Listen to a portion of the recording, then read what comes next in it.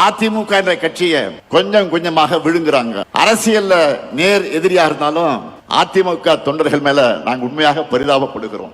அவங்களுடைய உணர்வுக்கு மாறாக கட்சியை கொண்டு போய் டெல்லியில் அடமானம் வச்சுட்டாரு பழனிசாமி.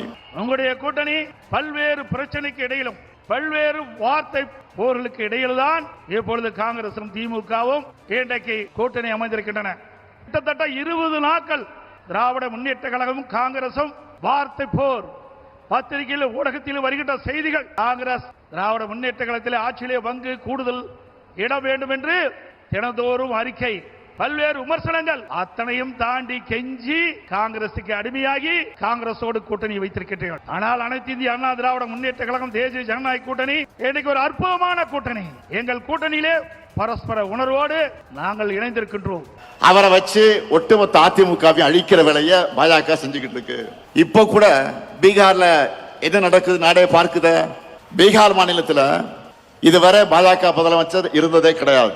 நிதிஷ்குமார் அவர்களை முன்னிறுத்தி தேர்தலை ஜெயிச்சுட்டு இப்ப காரியம் ஆனதும் அவரை ஓரங்கட்டிட்டு பாஜக முதலமைச்சரை உள்ள கொண்டு வர போறாங்க. இதையே தான் தமிழ்நாட்டிலையும் பண்ணலாம்னு ட்ரை பண்றாங்க. நான் அடிச்சு சொல்றேன், சேலஞ்ச் பண்ணி சொல்றேன், இந்த முத்துவேல் கருணாநிதி ஸ்டாலினும் எங்க திமுக இருக்கிறவரை பாஜகவால் தமிழ்நாட்டை ஆள முடியவே முடியாது.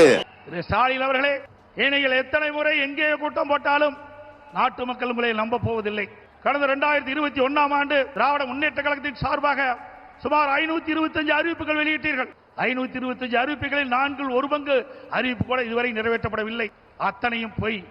கவர்ச்சிகரமாக பேசி கவர்ச்சிகரமாக அறிக்கை விட்டு அந்த தேர்தல் அறிவிப்பை இதுவரை நடைமுறைப்படுத்தாத அரசாங்கம் திமுக அரசாங்கம், திமுக கட்சி உங்களை அடையாளம் கண்டுகொண்டு விட்டார்கள். தேர்தல் வந்தால் அறிவிப்பு வரும். திராவிட முன்னேற்ற கழகத்தில் தேர்தல் முடிந்தால் அதோடு விட்டு விடுவார்கள். அதுதான் திமுகவுடைய கொள்கை.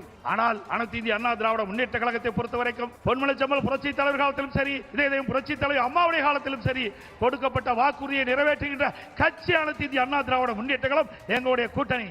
ஆகவே மக்கள் ஏமாற்றி ஆட்சிக்கு வந்து இன்றைய தினம் மக்களை வாட்டி வதைக்கின்ற அரசாக திராவிட முன்னேற்ற கழகம் இன்றைக்கு திகழ்ந்து கொண்டிருக்கின்றது.